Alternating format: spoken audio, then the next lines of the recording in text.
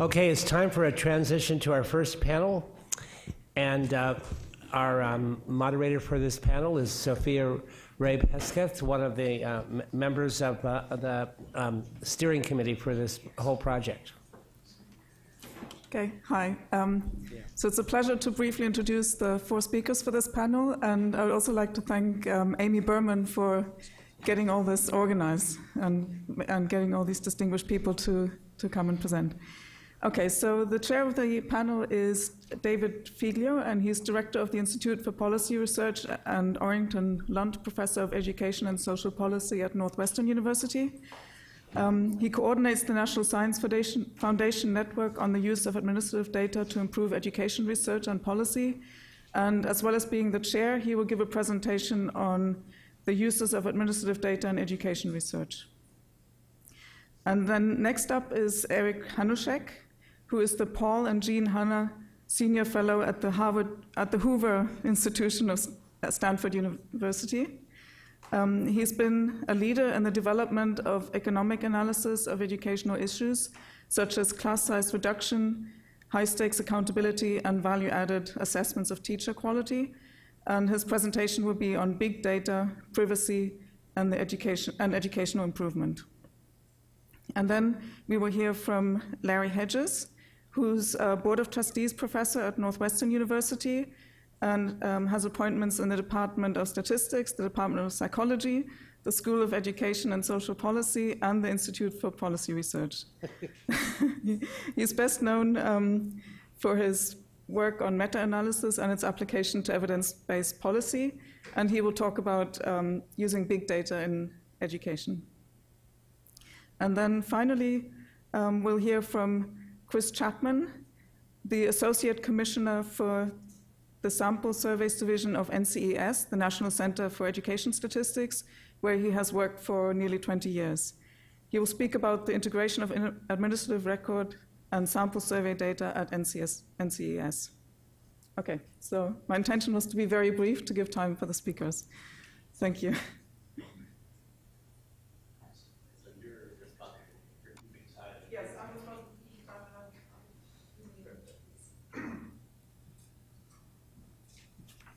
Well, this is the best chair job ever because I don't actually have to be the person to yank people from speaking. So thanks to the organizers for bringing us together. It's really it's terrific to be here.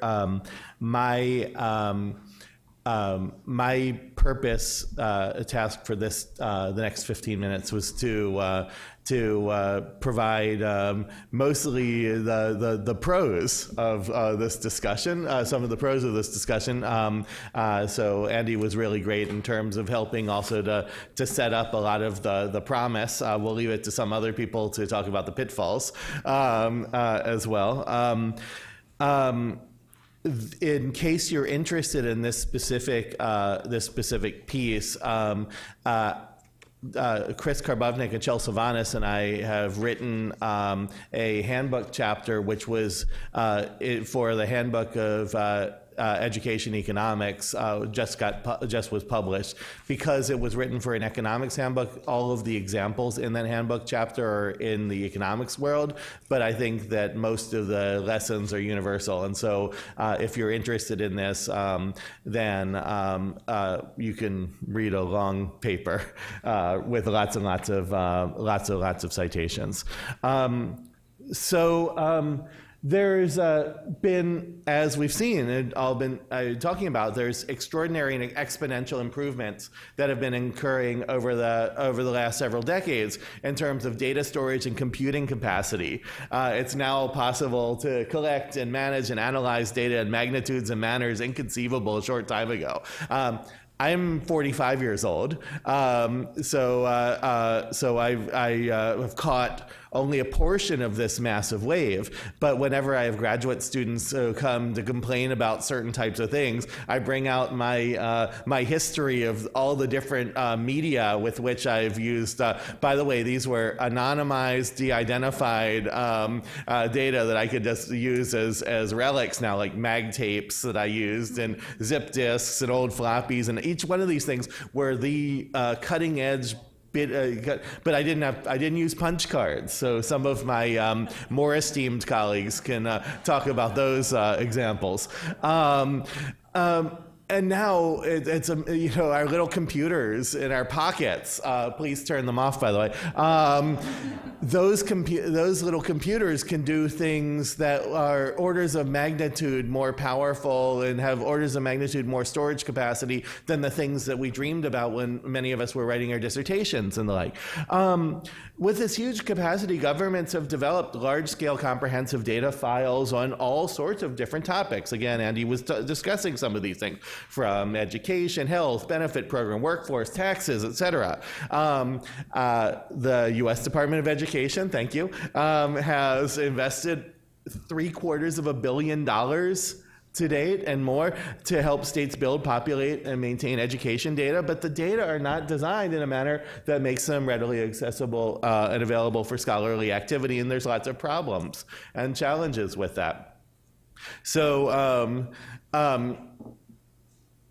a good way to start here is just to talk about the fact that administrative data are not a panacea, right? Administrative data are wonderful in many dimensions, but they're limited to certain locations. This can decrease generalizability. My colleague and co-panelist Larry Hedges actually has spent a lot of time of late discussing precisely this issue and ways in which one can deal with it. I'm suspecting he's going to talk a bit about that very, very soon.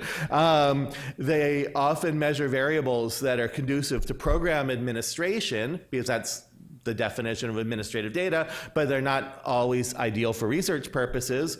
They're not always structured in a manner that ensures certain aspects of data quality that can be seen in, say, purpose-built research data sets that, again, the U.S. Department of Education is, and other agencies have spent a lot of time building over the years. But at the same time, there's a huge number of clear advantages for empirical research using administrative data in education, and that's what I want to spend the next 2 minutes talking about. There's a huge number of benefits of using population-level data per se, which administrative data are particularly well-suited for doing. One is statistical power. A lot of times people almost have a I guess I'm going to go there, a cultish fascination with effect sizes.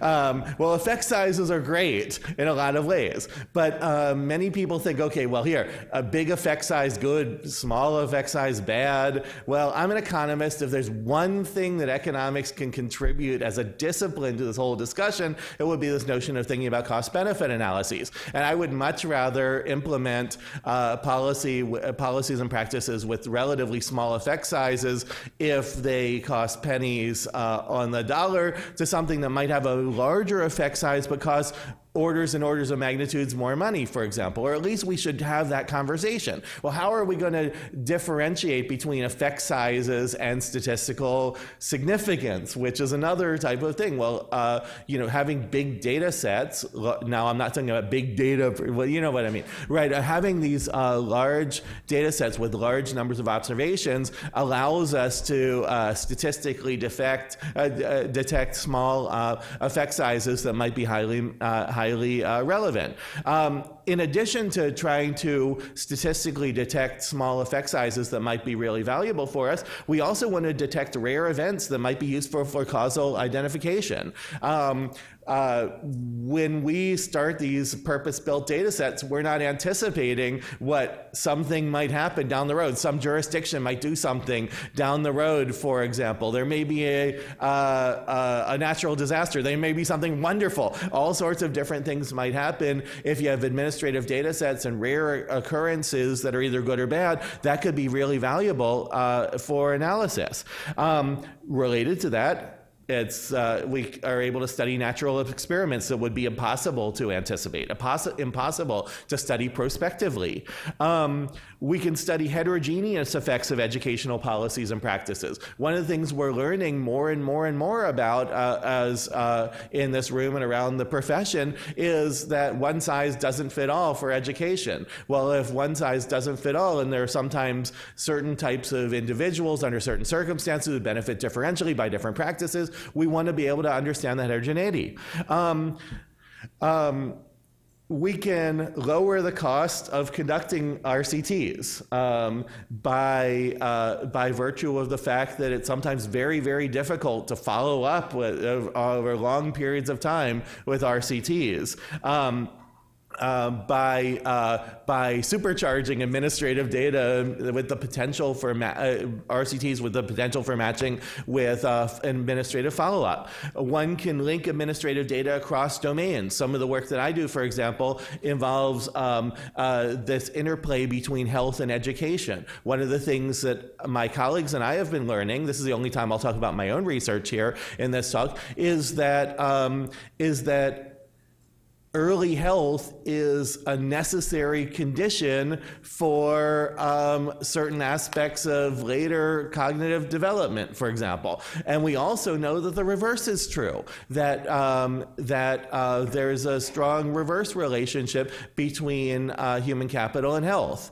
Well, if we want, then this suggests that we may make real breakthroughs in terms of educational policies and practice by understanding this relationship between health and education. We can better identify, I'm not a structural person, but many of us in different disciplines, between economics, sociology, psychology, et cetera, do like to estimate structural parameters of human behavior. For people who are structural people, this is another real advantage of population level data. There are other advantages of administrative data that go beyond the notion of just its population level. We have novel types of variables that are typically not found in non-administrative data that is possible to see. You can look at things like changing geographical locations. That's one of the pieces about the Chetty Friedman type of work that Andy was talking about. Social networks, health instances that are hard to study otherwise, delinquency. These are all examples of types of variables that usually we can't measure or as well, but are collected administratively. The real-time nature of administrative data allows us to study policies and practices that are very recent. I spend a lot of time talking with policymakers and practitioners in state and local education agencies. And one of the real frustrations that policymakers and practitioners have is that they want to know answers about what's going on right in their jurisdictions right now. And researchers are often saying, well, in 15 years, we can tell you how that thing that you want to know the answer to right now is happening. Administrative data helps to accelerate that process to some degree. The archival nature at the same time of administrative data allows us to study that same question for things that happened in the past. And so they also then permit the opportunity to study intergenerational issues. Again, this is another thing across all different social science disciplines. We're starting to understand more and more the importance of intergenerational questions in terms of human capital and educational outcomes. Recall bias. It's much less sensitive to recall bias than retrospective reporting. I use data from the state of Florida a lot. When people enroll their children in kindergarten, they ask in the state of Florida, they're asked, what type of preschool arrangement did your child have last year? It turns out that a non-trivial fraction of people who the state says they were enrolled in a preschool program in this very school just last year don't remember that. Now, let's think about what happens then if we're asked to say, remember something that happened to you or your child 20 years ago. I do this for a living. I was just filling out this stuff as I'm enrolling my kid for college, and I forgot some of those things. And I mean, it's my job, right? I mean, other people's job, it's not. I mean, that's another problem. Administrative data is a little bit of a truth serum in that regard, too. And of course, it's much less likely to suffer from attrition or non-response bias because somebody might decide they don't want to keep filling out responding to a survey. For instance, the NLSY, which is a workhorse for a lot of labor economists, for example, by the time you get 20 years out, only 75% of people are still responding to the survey. Only 75%, that's amazing for survey response for 20 years out. Well, guess how many people are still in the administrative data if you're following them over time? It's a much higher percentage. And so these types of things are also very valuable. Okay, and then I say all this and low cost too. There are huge economies of scale once data structures are established. Adding more research projects imposes relatively low programming and support storage costs for state and local and federal education agencies. When they're used in conjunction with survey data, they can help to improve the efficiency of surveys related to the thing I was talking about with regard to the RCCs. If you're using them in conjunction with field experiments, they lower tracking and follow-up costs dramatically. I'm not saying that administrative data should supplant these different types of data sets, but they can augment in ways that I guess I'm using my little soapbox here to help the state. I have about 1 minute left, so I'll talk about challenges. Purpose-built survey data have much more flexibility because they're purpose-built for a specific purpose, right? Administrative data have less flexibility in certain dimensions. There are technical issues associated with the use of administrative registers. Sometimes there aren't good mechanisms for linking data across domains, across time, longitudinally, et cetera, following people. There are still issues with attrition, especially if you're looking, say, within jurisdictions. I do work in the state of Florida. Sometimes people leave the state of Florida to go somewhere else. My kid is in my data. She now has been living in, I can't identify her, by the way, but she's been living in Illinois for 8 years. So she's an attriter, and there's nothing we can do about it. They're often not particularly well documented. I do a lot of documentation actually back with for the state and local education agencies with which I work. And of course, the topic of a lot of this conversation, the political issues related to anonymity. So in my last 10 seconds, there's a bunch of stuff to read here. Administrative data present a world of opportunity. The benefits of these data and using them for research and policy purposes surely outweigh the costs. There are opportunities for cost-effective breakthroughs in analysis. They prevent new research questions, overturning of conventional wisdom through new research designs, more data-driven policymakers. So the last thing I'll mention here is it's in the best interest of science, policy, and practice to make good use of administrative data while following best practices in data security and ethics, and furthering partnerships and trust relationships between all of the relevant entities will benefit taxpayers, policymakers, and scholars alike. And so it's up to the rest of you speakers to discuss how we're going to make that so. Thanks.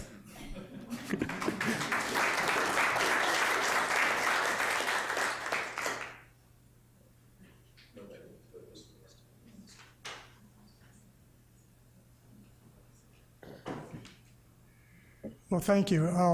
I'll start by saying that I thought Andrew's paper was great, and so if you haven't read it, you should read it.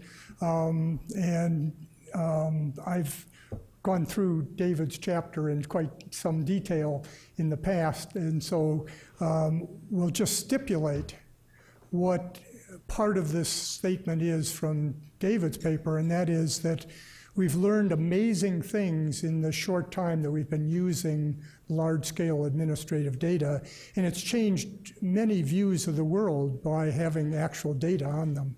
So I'm going to stipulate all that and try to bring up some topics that I think weren't explicit, they're implicit in Andrew's paper, but topics that I think we have to discuss over the next day and a half. So I'm going to start with what I call the researcher's value function, which I think is, I'm going to assert that Andrew has. I'm going to admit that I have. And that is, with limited resources, you want to optimize what you do with your expenditures. The administrative data permits in a number of circumstances, with caveats here and there, to evaluate program results. And then the value of administrative data is it allows you to do better things. You can either take the current amount of expenditures and improve the performance, or you can get the current performance at lower cost, one way or the other. And then the final statement is, well, what we want to do is just compare the cost savings or the value from the research part to the potential cost of a breach of privacy. So that's, I think, is the underlying implicit model, and Andrew can disagree if he wants. That's my underlying model of when I do all this research in this area. But I think that there's the politician's value function that may differ. In particular, I think the starting point of most politicians that I know is we want to do better ceteris paribus. And the question is, what else is being held constant? The normal statement then goes from, well, it's valuing the improvement that you get is really kind of complicated because researchers understate the amount of uncertainty that's involved and sort of puff up the conclusions from individual specific studies. There are political aspects to programmatic choices. For example, we have a large proportion of our state governors today you would call education governors. They have a position on education. They often have policies that they advertise when they're running for office as being the way to solve all of our educational problems. And the last thing they want to hear is that their policies are dumb. You know, so there are these political aspects to evaluating programs. And then, it was brought up before, there are some stakeholder preferences. In particular, some of the people that work in schools are not interested in knowing the outcomes of their schooling situation at all. They would rather not. That includes some of the people that organize the people who work in schools. So I think that the final thing on the politician's value statement is that researchers, in the eyes of politicians, tend to undervalue the probability of a breach or loss from a breach, and they tend to underestimate the costs of such a breach. And so I just assert in the same casual way that I gave Andrew a value function, that this is a generalized politician's value function. Now, what this leads to, in my mind, is the statement that, of course, politicians control the access to the data, regardless of how positive you frame FERPA. And there's potential of purposeful uses of FERPA to limit evaluation. One of my best examples of this is actually the state of Colorado in a prior incarnation. And in a prior incarnation, the Department of Education in Colorado was asked, would you just give us the distribution of individual student learning gains from one year to another, the distribution. And their response was, no, that would be violating FERPA, and we can't give you that information. Okay. Somebody who knows FERPA better than I can explain how that violates FERPA. And the alternative is what I would put in the category, if this is my researcher perspective, of malicious actions that we see. One is, as you look around states and have these discussions across states, you see very different interpretations of what FERPA says and made from a different state perspective. And they're pretty arbitrary. They don't have to do with what the statements are. There is the ability of people who control the access to slow and or stop access through bureaucratic hurdles.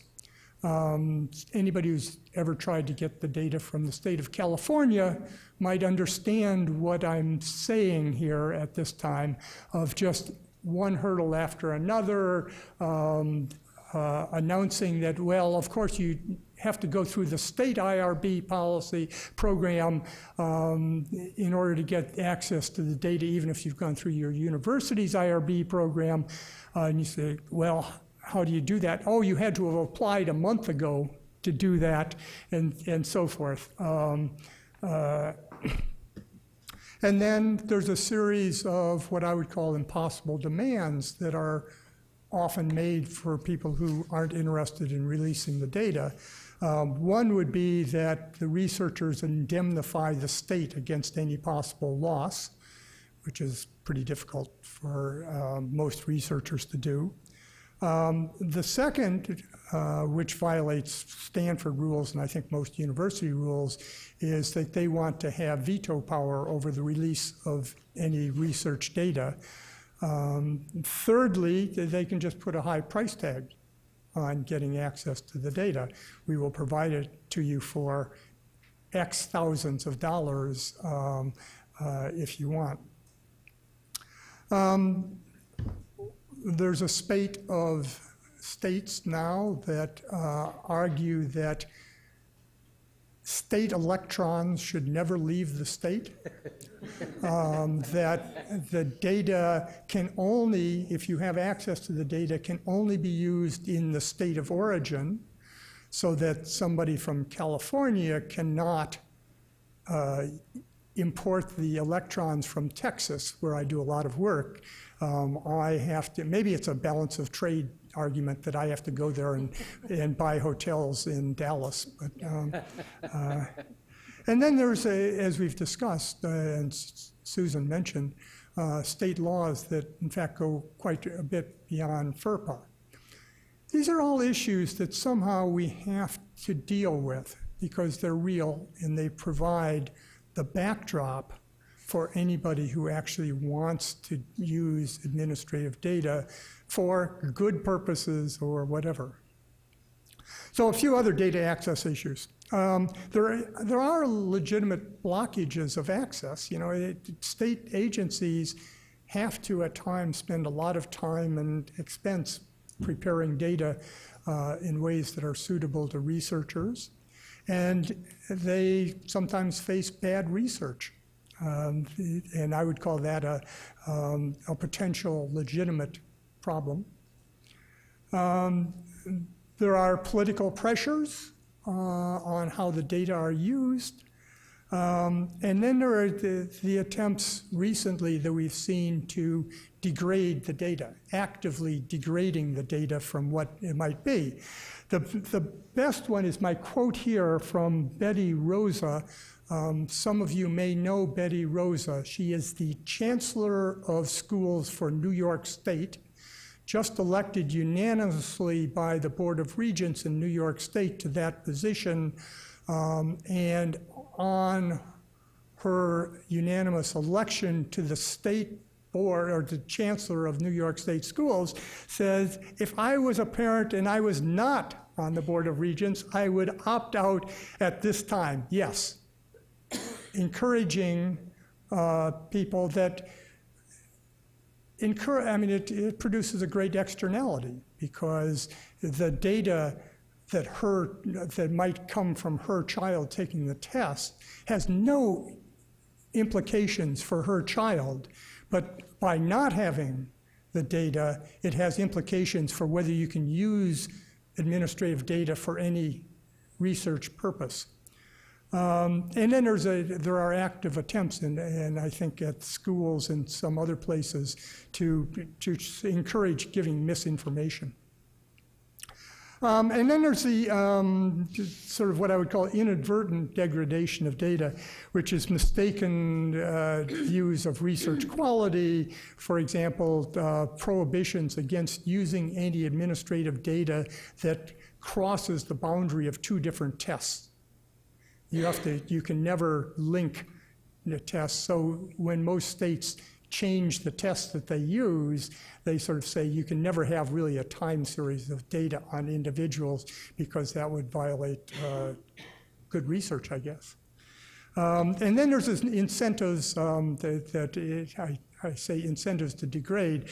It's incentives to do other things, of which Atlanta is an example of affecting administrative data. And then there's IRB rules where, you know, every university is on their own with IRBs, and some of them think that secondary data analysis is in fact something that they have to weigh in on. So let me say, so I'm going to finish with some few smaller issues. One is I thought that there was an implication in Andrew's paper that I thought was too narrow, that it's only classroom improvement that matters. I mean, for example, as a simple example, picking up on David's comments, you might want to use administrative data to find out more about the costs of something. And so indirectly, you can eventually get everything to the classroom, but it's a stretch. Secondly, there's this theme that was at the end of David's comments that's implicit or explicit, actually, in Andrew's paper that sort of says, well, researchers are under possible sanctions and they're going to be responsible people because that's their job. And I remind some of the older people in this room of a guy named Daniel Ellsberg, which is the recent incarnation is Snowden, where these are responsible people who, in fact, release data and with considerable damage in both cases. You might argue whether it's legitimate or not. And there's also the question that I think we have to spend more time thinking about prevention than enforcement. Enforcement of the guy giving a ticket to the guy who's in an accident after he runs the stop sign has some value, and the value of research partnerships is essentially the big gap between the difference between legality and reality. If it's legal to use the data, but the people who control the data don't want you to use it, you're not going to use it. That's so conclusions. We've learned a lot, dramatic changes in what we know and don't know. Data is power. And then there's a problem on the other side of diverse groups that are united around a simple theme, and that is the government shouldn't know anything about anybody. And this includes people on the far right and the far left who have come together in common, I guess in this political age, lots of things are possible, but they've come together to make data access more difficult. In my mind, the future of the U.S. depends on getting it right. And that simple apocalyptic kind of statement is where I'd like to leave it.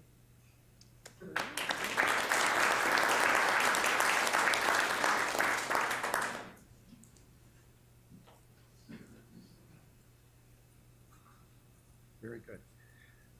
Well, my role, I think, is to be a little bit of a curmudgeon. I guess I should start out by saying I admire Andrew, and he wrote a wonderful paper, which I also want to commend all of you to pay attention to. And of course, I admire my colleague David, who is an eternal source of not only support, but optimism at IPR. Rick was a little bit more skeptical, and I'm going to, because I also admire Rick, I'm going to follow in his footsteps somewhat in this talk. The first thing that I tend to want to say whenever I'm asked to talk about big data is that it's useful to understand what you mean by big data before trying to prescribe whether you think it's good or bad or the ways in which it's good or bad. And big data is very much in the definition is very much in flux. You could be talking about census data like state longitudinal data systems, or something much, potentially much larger, like all the keystrokes and latencies in a school for all the kids who work on the computer all the time. We could be talking about mixtures of different types of data. We could be talked about data collected and stored in different formats and in different locations. And just what you mean sort of has a big impact on what you think the potential of big data may be. Like half of the universities in the country, Northwestern has a big data initiative, and when we settled on a definition of big data, it became just more or different data than you were used to dealing with. Which meant that big data for astronomy and big data for psychology were really quite different things. So just remind us of that. I'm going to take a risk here, and mostly to provoke discussion. I'm not sure I 100% believe everything I'm going to say, but I'd like to sort of at least give you some things to argue about later by saying that I think big data is very well suited to some things, it's maybe well suited to other things, and not very well suited to yet other things. So in terms of providing direct descriptions of populations, or at least some populations, measuring populations, big data in the form of administrative data and censuses of various kinds is very well suited. After all, you know, statistics essentially has its origin and its name, in fact, from the activity of describing states by censuses. It's also incredibly useful to provide meaningful characterizations of subpopulations. That's something that is often difficult to do with general purpose surveys, and it may be really the big data in the form of censuses may come close to being the only way to do that well. Of course, as David mentioned, I think supporting the design of targeted studies for better inferences to well-defined populations, that is supporting design for external validity, is something that big data also has an important role for. In much of research, we talk about external validity in a very vague way, without reference to a population. And how you can talk about generalization without talking about generalization to what, I think, has been the failure to talk about to what has been a big problem for education research and for other kinds of research. Data about potential inference populations is one of the ways we can design better studies to infer to them. And then the next point was supposed to say supporting analysis for external validity. In many cases, the population to which inferences are desired isn't even defined very well, or defined ahead of the design of the data collection. Some of us, there's a big cottage industry now working on better methods both to design studies for generalization and also for analysis of studies to generalize to different inference populations, and that's impossible without big data. I think another thing that big data is incredibly well suited for is understanding population parameters for designing complex studies, whether they're experiments or quasi-experiments or even surveys. It really helps to know a lot about the population you're studying in order to design a targeted study. And of course, we've already heard about reducing the cost of design studies, whether they're experiments or quasi-experiments or even surveys. All of those things, and it's almost a no-brainer that big data is well suited to do. It may be well suited to do some other things. I think continuous monitoring of student progress and student process in schools, as Andrew was suggesting, has enormous potential. This has the potential to give us real-time research on teaching and learning, and actually, for the first time, bring continuous improvement in a serious way to education. And I'll just remind everybody that it was in the early part of the 20th century that William S. Gray introduced the revolutionary idea that people trying to teach reading to students in schools ought to test them occasionally to see how well they could read in an objective way. That seems unremarkable now. I can imagine that in 50 years people will find it absolutely incredible that we would wait until the end of the year to test people in mathematics when it was too late to actually help them with their instruction. So I see, big data as obviously having implications there. I think it's going to have implications for changing research methods. And one of the things I'll just point out is that it has the potential to allow us to substitute simpler methods that are more direct for the kind of convoluted methods we typically use. Statisticians spend a lot of their time, so do economists, using complex statistical models, and then we explain them by saying, well, this is what would happen if you compared people who are just the same on all of these predictor variables. But if you could find people who are just the same on all those predictor variables, it would be a much more direct and simple way to carry out the same thing, and big data provides the chance to do that. It also provides a chance to foster genuine replication. For example, when we embed experiments in process, we can actually not only do one, we can do several of them and do the real kind of replication that advances science. I think we've already seen that it's possible to improve prediction and forecasting with fancy data science methods and even with not so fancy methods.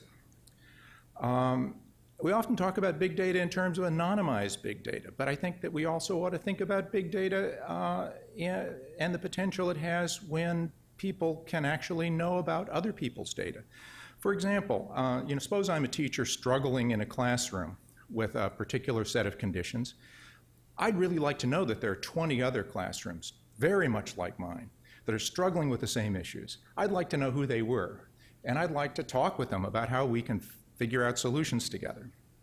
So I suspect that there's potential for that kind of, and one can imagine ways to manage that where people sort of give up their anonymity knowingly for good purposes. And even barring that, it provides the opportunity for finding interesting research sites to study particular problems in detail and in replicate. Now, I'm going to argue that big data is poorly suited to some other tasks. This may be a little bit controversial, but I doubt that big data can replace probability sampling for many uses. You often need surprisingly large amounts of data to assure better inferences than a probability sample. And here I'll cite Xiaoli Meng's example where a tiny sample actually does better than big data until you get half the population in the sample. Now, if you think you're always going to have more than half the population in your sample, maybe Meng's example isn't compelling, but there is this idea that more data is always better. That if you have 100,000 people in your data set, it's clearly better than 100 in a probability sample, and Meng's example shows that just isn't true. The other thing that's already been mentioned, but I think it's important, is that the precision of constructs measured in big data is almost inevitably poorer than in designed data collections, like surveys. And so I think for those two reasons, I'm not so sure that big data is going to replace probability sampling for a lot of uses. And in a sense, the same reason I doubt that big data is going to replace random assignment experiments. If you think so, then I ask you to look at the record of epidemiology as compared to the experiments that tried to validate the epidemiological results. Epidemiology has often used very big data sets, and they've rarely produced results in certain areas like nutrition or diet that have some similarities with education, but have generally not, their studies have not been well replicated when tested in randomized experiments.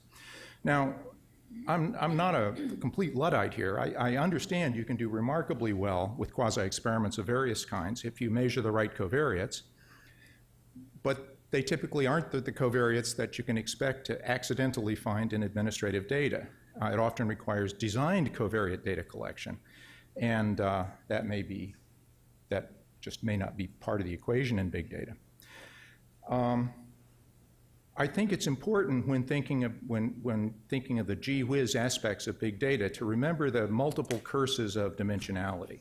Now, I don't know, the sort of standard curse of dimensionality is the fact that multidimensional spaces get astonishingly sparse.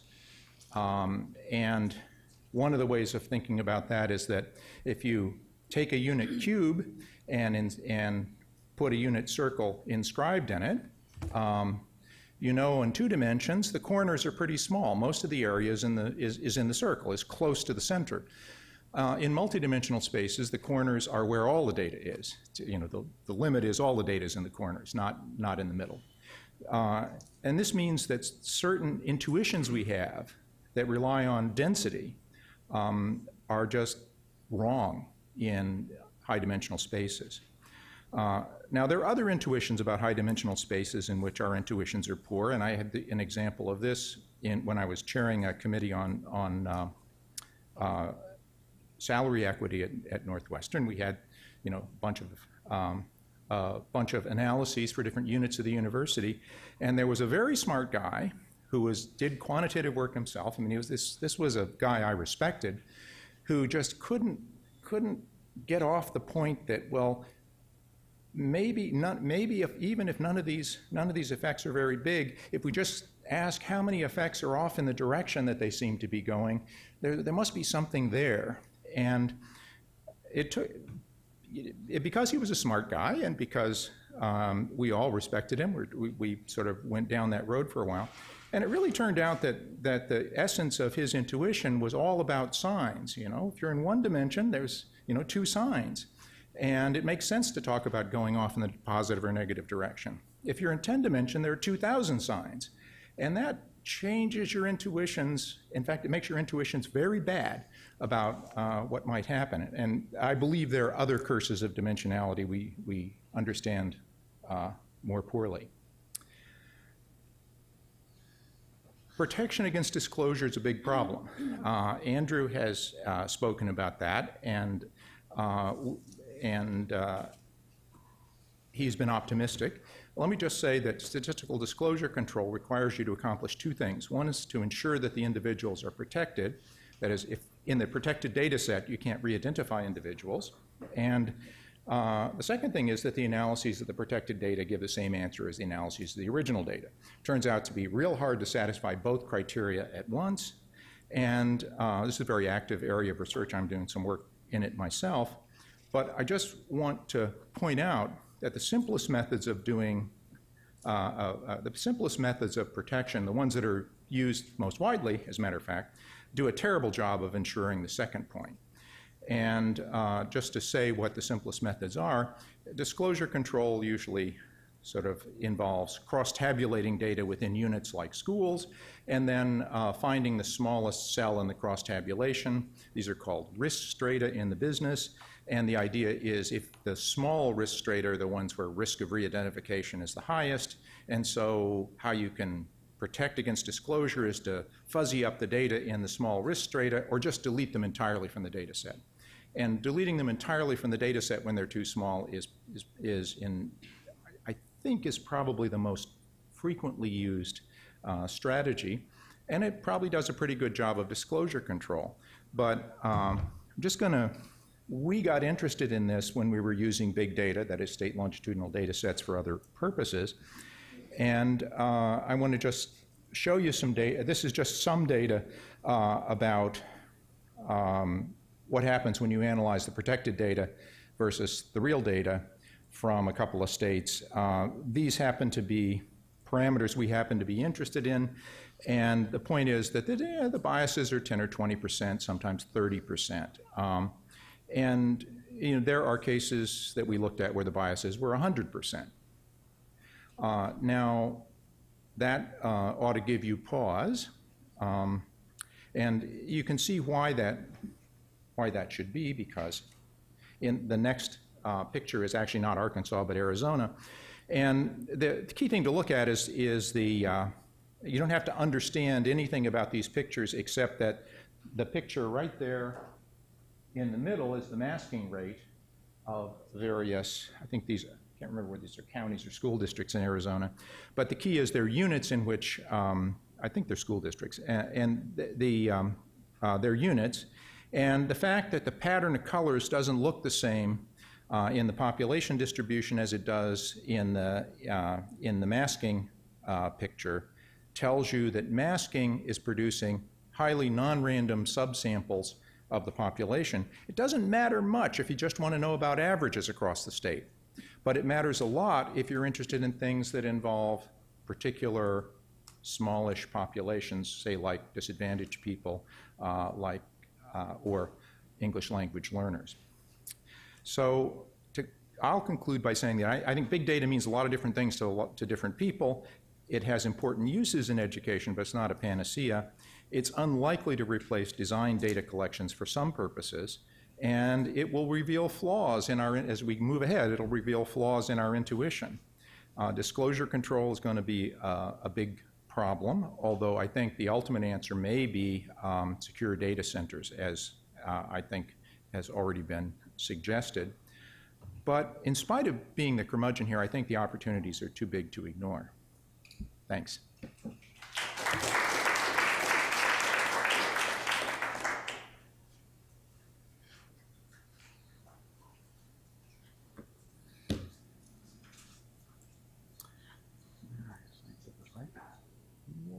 All right.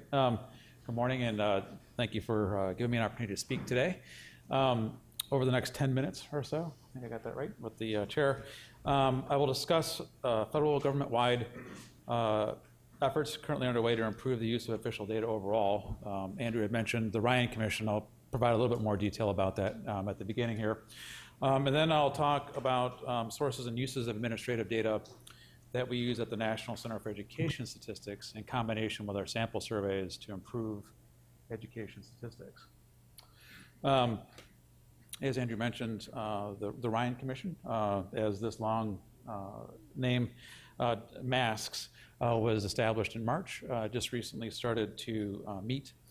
And the purpose of the commission is to improve the use of official data and improve access to official data while simultaneously protecting the privacy and confidentiality of individuals and institutions in our data sets. The panel is made up of 15 members that were appointed by the White House and by Congress. And they are supposed to provide recommendations back to Congress and the White House and the research community sometime in late 2017 or early 2018. So we should expect some movement there fairly shortly, hopefully in a positive direction. If you would like to get more details on the law, there's a URL at the bottom of the screen. I'm hoping that the workshop posts our slides so you don't have to write that down. But if you want, let me know. If they don't post it, I'll get it to you. To help the commission better understand existing federal work and challenges with integrating administrative and survey data, the White House's Offices of Management and Budget developed a series of working papers or white papers that will inform the commission or has informed the commission about the efforts that the different federal statistical agencies have already undertaken to try to merge administrative and survey data and some of the challenges that we faced so that the commission isn't coming into this in a vacuum. And again, if you'd like to see what those white papers look like, there's a URL at the bottom of this slide. Okay, the remaining part of the presentation is going to focus much more specifically on experiences that we have at NCS integrating administrative and survey data. We access administrative data from different federal administrative sources as well as non-federal sources, including private data, which is becoming a bigger and bigger source of information for all of us. As with most statistical agencies, we use the administrative data to improve our sample-based survey collections in three main ways. We use them to improve our data quality, as has been discussed already by a few of the presenters today. And also in terms of reducing the burden on respondents. This is a big issue for us at the center. We typically only get at best a half an hour with a respondent. We don't want them to have to spend 15 minutes answering one question about income and then only 15 minutes on the other 100 questions we've got. So burden is a big issue for us on our sample surveys. And then finally, and perhaps most importantly, we use administrative data to make sure that our samples are done very, very efficiently and very, very quickly and very, very cheaply. They are integral to our sampling strategies. So at NCS, we work with three main sources of administrative data. We have a wide range of information that we collect ourselves. We also use administrative data from other parts of the U.S. Department of Education. And then recently, we've had some success at tapping administrative data that are collected by other agencies. This is not an easy feat, I can tell you. Which is why I don't have a lot on my slide on that particular aspect of our work. So I'm going to start with the data that we ourselves at NCS collect. We have three main administrative data sources. The Integrated Post-Secondary Information System, which collects a lot of information from all of our post-secondary institutions every single year. Our EDFACS and Common Core of Education administrative data systems. They collect parallel data, but from our K-12 public schools and school systems every year. And then finally, our private school survey, which is parallel to the EDFACS and CCD, but for our private K-12 schools. These administrative collections provide the sampling frame for almost every single one of the sample surveys that we do at NCS. So we've got 20 to 30 sample surveys. Every single one of them relies on these three administrative sources of data to be efficient and possible in some cases. But apart from making sure that our sampling is efficient, as I mentioned before, having the administrative data means that we don't have to ask as many questions of our survey respondents. So again, it cuts down on the burden while also improving on accuracy. If you've ever asked a survey respondent to please report their income on a sample survey that's being done over the telephone, you can quickly see why it might be better to get an administrative source of the information. There's recall problems, there's reluctance to report, and many other issues with data quality that the administrative data help us overcome.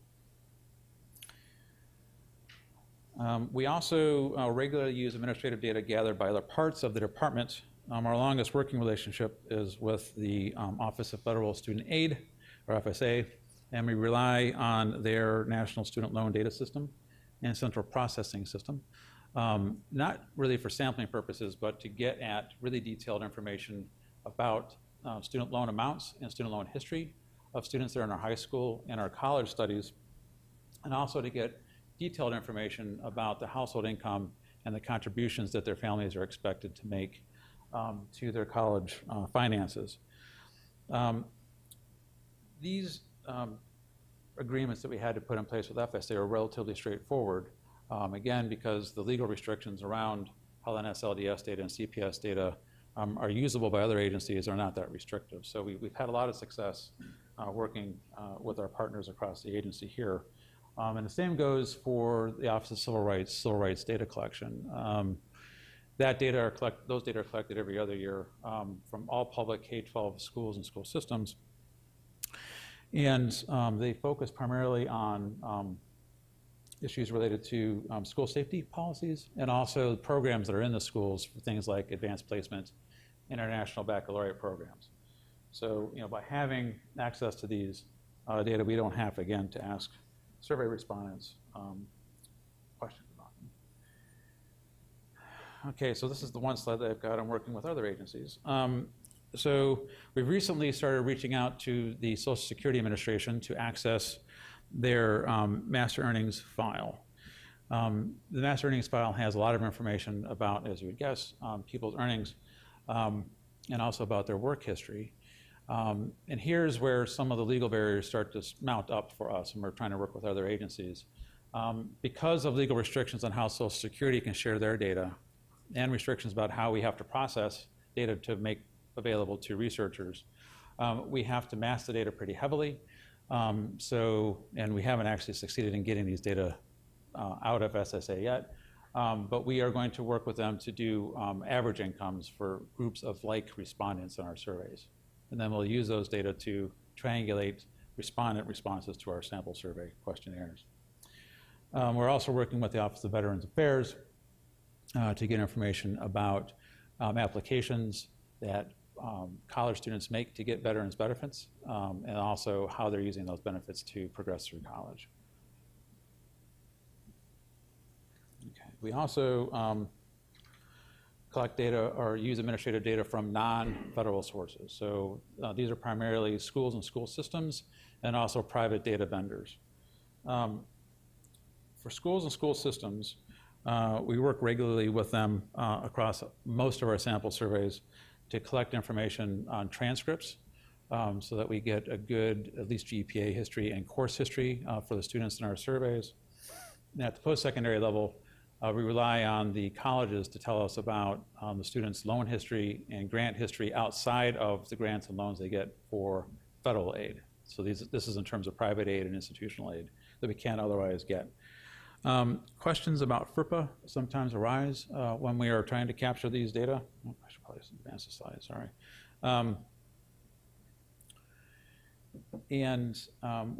Because we are collecting these data on behalf of the Secretary of Education for program evaluation purposes, we actually have an exemption.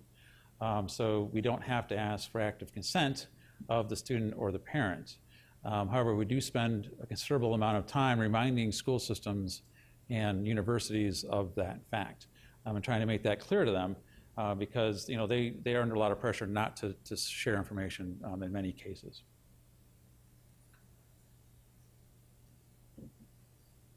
As mentioned by Andrew, also there's an expanding amount of data that we're trying to access from the private sector.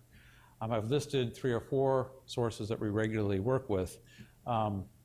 But the overarching issues that we have when we try to work with the private sector data are really sort of firm by firm, understanding what promises they made to people who are using their products, so that we make sure that we then, when we get the data and then reprocess the data and distribute the data, we're not inadvertently violating legal promises and protections that they gave to their participants. This is a relatively complex process, but it's surmountable. And as you can see here, we have some very important private sector partners in our data collections, including the college entry exam companies that run the ACT and SAT.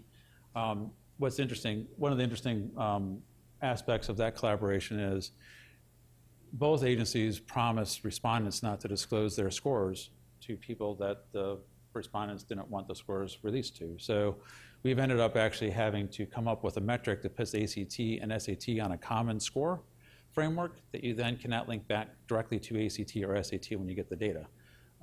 So it's a relatively complex masking process we have to go through. As I mentioned, we also work with the GED testing service and the National Student Clearinghouse.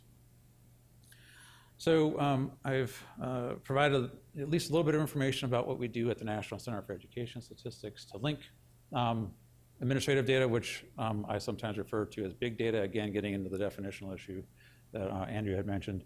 But I also had a little bit of time to talk about some initiatives that we think are going to be coming out in the next year to 2 years that should have major implications for pretty much all the researchers in this room in terms of how at least the federal systems are able to use official data and share those with the public. So thank you.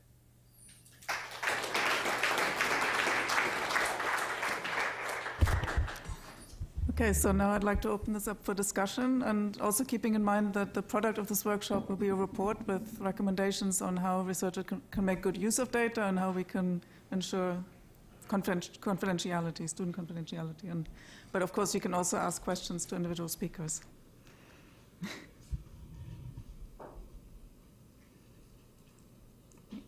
Okay. Well, thank you for a very interesting panel from start to finish, and I could probably ask a question of each of the speakers, and if nobody else speaks up, I probably will. But, I'm Adam Gamron from the William T. Grant Foundation. And, but let me start with a little pushback for Larry Hedges on the comparison between using big data in education research and epidemiological research. And I'm not as well informed as you, so I need you to correct me if I've got this wrong. But my thinking about epidemiological data is that it's very large population level cross-sectional data sets, whereas the big advantage to teasing out causal processes with big data in education is going to come from linked longitudinal data sets. And I think that gives you a much better chance of a rigorous quasi-experimental design that you can't capture if you have cross-sectional data. You're not following individuals over time.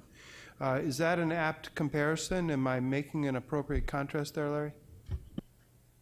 Well, We actually have an expert in epidemiology in the audience, and she raised her hand in this connection, so I think it would be useful to hear from Camilla Stoltenberg. If you press the speaker button. Okay.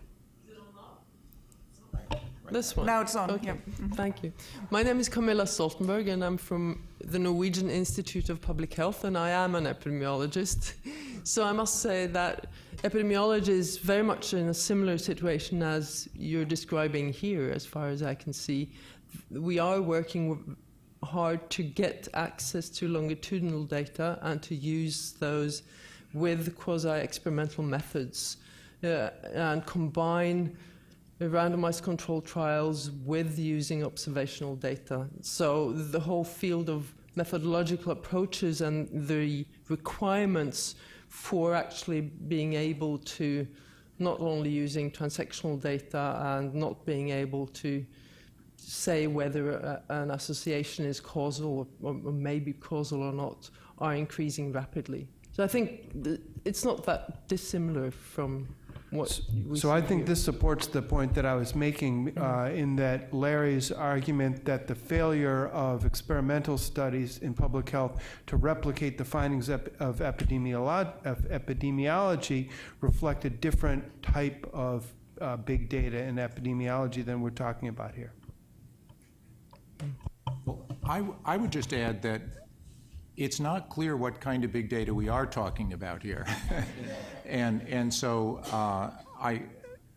obviously longitudinal data makes it easier, I think, but there are examples of longitudinal data sets in epidemiology that have gone wrong. I mean, for example, these are not population level studies, but I'm thinking of the smaller studies like the Framingham study, where there is longitudinal data over time about a population, and not all of those predictions have been borne out in experiments subsequently. And I could name a few, but you are right that much of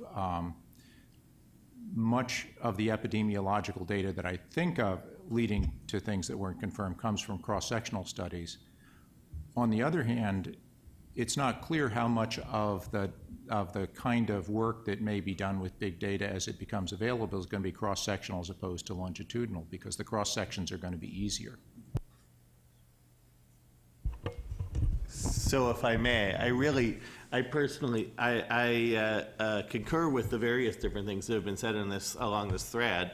And as the person I think who's tasked for writing a summary of the section too, I think to me I think the bottom line is methods really matter here. You can make really outrageous inferential claims using both cross-sectional data as well as longitudinal data. This is not, but I think it's not necessarily about the nature of the data themselves, but a combination of the data and the method. So just because the Framingham nurses study has led to many outrageous inferential claims doesn't necessarily mean that all longitudinal analyses using the same things. Anyway. Okay, we have a comment over there. Mm-hmm. So Ilana Zaidi, from legal scholar at NYU in Princeton. So I actually have a question for Eric. So you made a really interesting equation for the researcher's value function, which, if I wrote it down correctly, is the cost savings with expected losses from privacy breaches. So I would just like to push up against that, partly because I think that looking at the expected losses from privacy breaches is a very narrow definition of the potential consequences and harms that could accrue from research use. One, in the sense that data security is a separate thing from privacy, so simply having information become non-confidential is a separate matter from potentially other privacy harms, and also because at the moment it's incredibly difficult to value the cost of those privacy breaches, in the sense that a lot of the issues that they're currently debating in the legal arena are if there are losses that go beyond the immediate possibility of identity theft. I agree. Okay. This is just a very simple way of saying that I think researchers have a very simple view, and as Larry put it, that there's sort of a presumption that everybody looking at this problem has the same objectives, and that's just ain't true. Yeah. Okay. Yeah, Ken?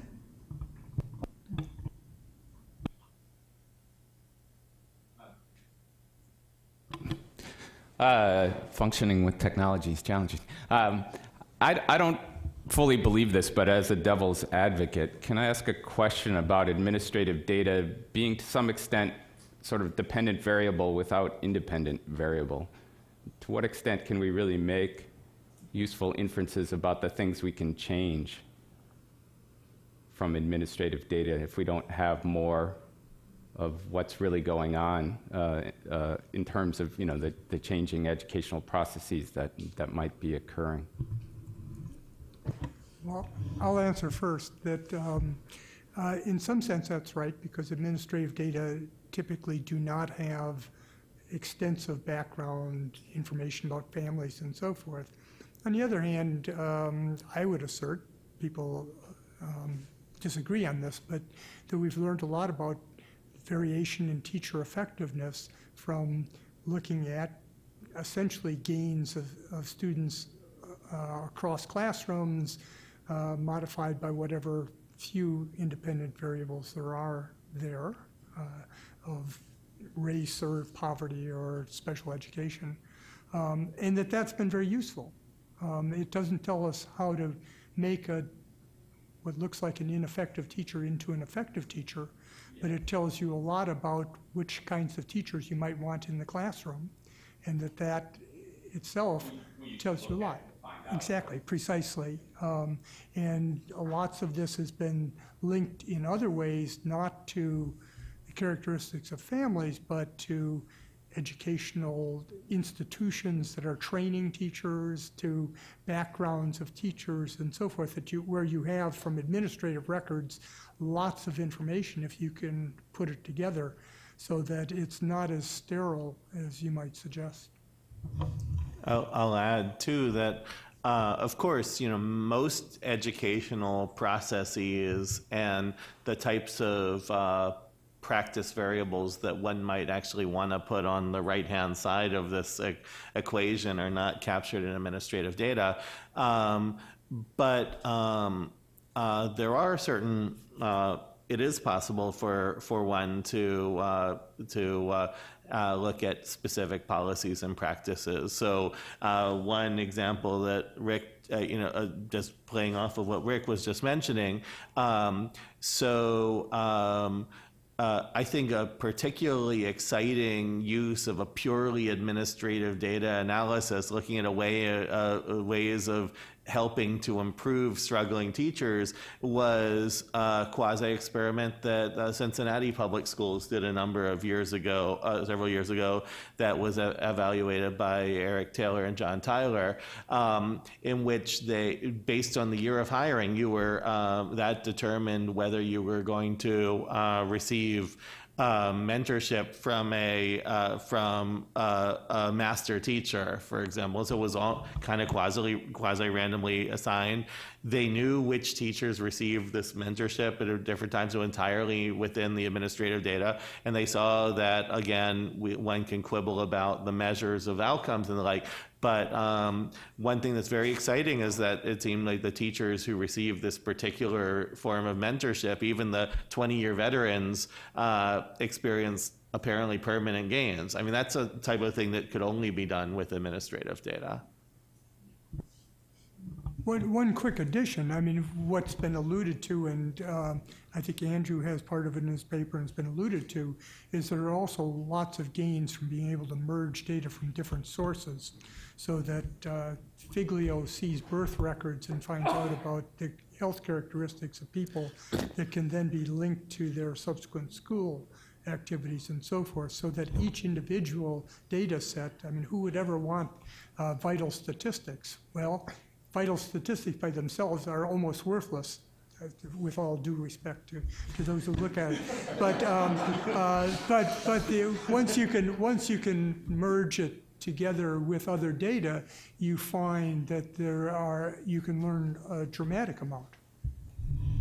I want to just chime in real quick on that in terms of an education example too. So, our national student loan data systems in and of themselves help the Department of Education track loans.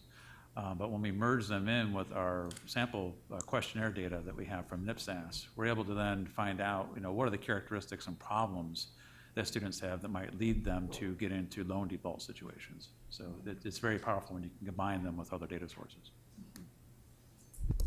So David? Yeah, this moves the conversation in a little bit different direction and maybe focuses a little bit on the quality issue. And I sometimes think that the term big data does us a disservice because it carries with it this sort of public image of let's just run the numbers and send it up the flagpole and see if anyone salutes. When I hear the discussion, it sounds to me like what we're really talking about are systemic, conceptually coherent, and all that implies planful data sets that serve, census-like purposes on the one hand, but also allow us to do these analyses when we either couple them with other data sets or overlay principles of experimentation and other kinds of statistical design so that we can answer other questions that maybe we hadn't intended to answer in the first place. But I think that the idea of thinking about these not as serendipitous, but as intentional, planful efforts to develop these systems of continuous improvement might serve our collective interests better.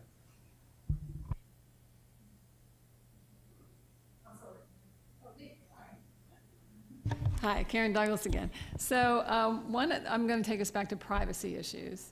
One of the new methods I've been hearing about is the creation of synthetic data sets as a potential solution for this. And I'm curious, first of all, I don't know much about it, what you see as the promise and also the potential limitations of a synthetic data approach. I have a couple of projects that are actually looking at that, so I'll give my answer at least. I feel compelled to give an answer anyway. And the idea of you're talking about multiple imputation to create synthetic populations, which may contain none of the data that's in the original population, so that in a sense it looks like there's complete preservation of privacy because none of the original data ever gets released. That seems like a perfect solution, but like all perfect solutions, it's a little more complicated when you look at it. One of the things, it turns out that sometimes you can make reasonable inferences about which individual, about an individual from the synthetic data set. But the bigger issue, so it doesn't completely protect privacy as well as in principle it could. The more difficult issue is preserving information, because the creation of the synthetic data set depends on a statistical model for what the data is, and the imperfections in the data generating model can actually lead the synthetic data sets not to represent certain patterns that are in the original data. So it's not a panacea either, although it's an interesting approach, and lots of people are interested in it and trying to improve current state of the art. This is a question inspired by Rick, but it's to the entire panel. So, Rick, you mentioned ways that people can dig their heels in and interpret FERPA however they want. But let's turn to FERPA. Is clarifying FERPA language? Do you think that that's a useful way to proceed, or how do we address the digging the heels in and overcome that, whether through partnerships or politics? What are the solutions there? Well, having faced this at various times, I'm not convinced that it's an issue of clarity and that clarification helps. It's that people I've dealt with have different objectives than I do and different interests, and this is a convenient way to pursue their own interest. And so the response that I have, though I was hoping to generate a discussion over the day and a half, is how do we address these very legitimate, real challenges to the use of data. I was going to stipulate all the questions about what do we learn from it and so forth, and say that we learn a lot if we can get it, but that there are these hurdles that seem to be getting taller over time, that as I see the coalitions at the state level to put up new barriers, steady attempts to make sure that none of the data would ever actually evaluate schools or the people in schools, I think are real. And so what I would like, I don't have an answer necessarily. It's a lot. Your simple response that, well, if we have partnerships, it all works out because then we're sort of on the same wavelength. but partnerships themselves are very difficult and costly to arrange, and they don't always work out for the kinds of problems. And there's some sort of older researchers that have, in some sense, a longer time horizon by age, can wait, several years to work through these problems. But the heart of science is younger researchers who are doing new things with these data, and they can't always wait. So I don't have a specific answer, but I don't think it's clarity. That's. Let me add one more thing. I love partnerships. I'm in several really terrific long-term mutualistic partnerships. I learn as much from my partners in state and local education agencies as I think I'm teaching them, and I think that's creating better policies, practice, and research. One real challenge I have I think to the use of partnerships as a solution to this is that I'm a huge believer in the notion that the way to have real insights and breakthroughs is to let 1,000 flowers bloom. It's frequently the case that that there's not really a double coincidence of once, that here's a state or local education agency, they really want to know the answer to X, but their most trusted partners are not the people who have the interest or the expertise in X, for example. And so the more we're able to try to figure out ways to make it so it's not, you'd say, well, I'm going to solve this by working with this particular research group, but only this particular research group. I think that there's some benefits, but there's also some real costs. And I know that's not what you're suggesting, but I want to make sure. I don't want to just leave the partnership thing like not hanging out there in that regard. I would offer just that over the last 6 years, I've been involved in collecting state longitudinal data, using state longitudinal data from 15 different states. So I've got a pretty good sample of interacting with state officials. And the thing that is very clear to me in dealing with them, well, there are two things that are very clear. One is that they're greatly understaffed, and providing data to researchers is not their most important job. And the second thing is they're scared, because they work in a political climate, and the fact that what you're asking really doesn't pose any liability to them, and you can prove it because you've got 5 lawyers saying so, is just doesn't cut it when this isn't my job in the first place, and I'm scared because I don't quite know how my boss is going to interpret it. I think that's a large part of the practical difficulty. And I'm not sure clarifying language would help. I wanted to follow up on Chris's statement about the use of private sector databases and the original promises or the kind of informed consent that is typical. So are education researchers in secondary use generally covered by I can't remember when I took the College Board exams what I gave away at that point, but is that typical to cover that? When we get the data from the private sector firms, we then do our own perturbations on the data so that we also help the researchers who get our data sets avoid inadvertently disclosing. We have a lot of processes in place to perturb the data along the ways that Larry had been mentioning, just for that reason. So but you do, when a researcher comes in agreement with NCES, we have our own legal document that they have to sign that promises that they will not purposefully try to find somebody in the data, and we enforce that. We've actually never run across a situation where someone's done that, but we have that authority. So, I don't know, does that answer the question? Well, I was asking more about the promises made by the companies to their to the test takers or the student debtors. What is there?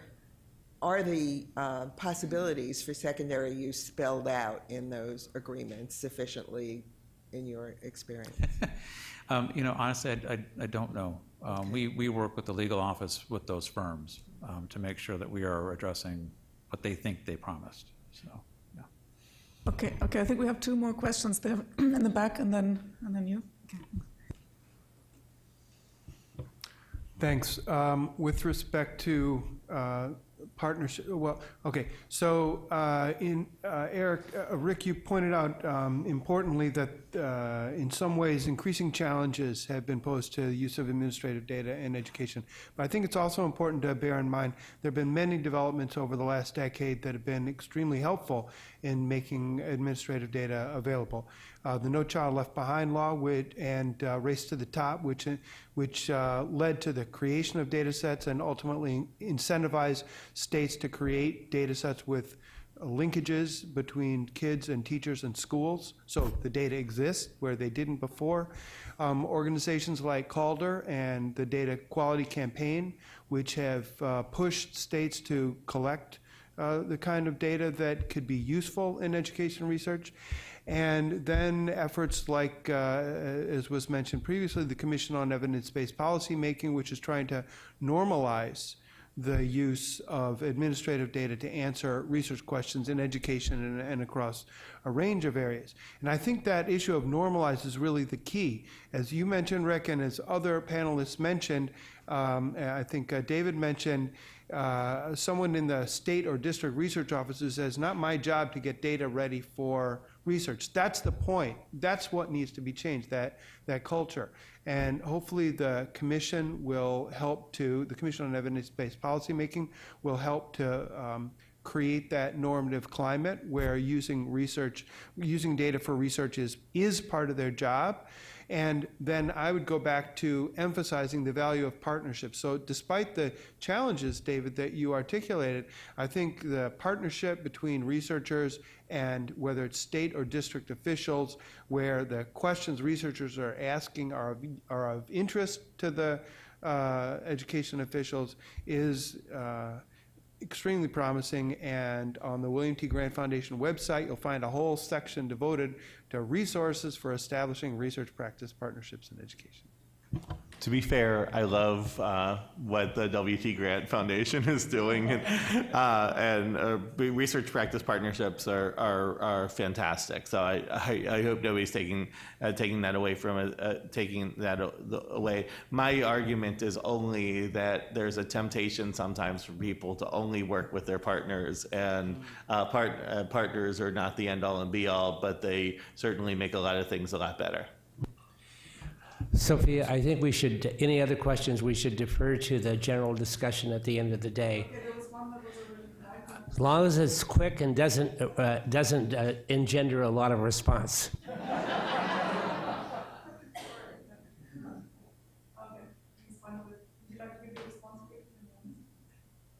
Well, I just wanted to agree with Adam that, in fact, one of the answers is convincing people that data should routinely be used and research evidence should be routinely used in decision making. And when I get up on that side of the bed, I'm actually much more optimistic because I see that state legislatures and other officials, policymakers around the country now much more frequently say, is there any evidence on that? Now, there may or may not be, but it's sort of becoming part of the fabric of political decision-making because they know that on the other side, the media might, in fact, have a story that says, well, the evidence is just the opposite or whatever, if they aren't aware of it. Okay, just a brief reminder of the Google Doc. If you have something urgent you wanted to share with us, please type it in there. But of course, the discussion can continue over the break. And let's thank our first panel. They did a great job, set a high standard. And in the interest of keeping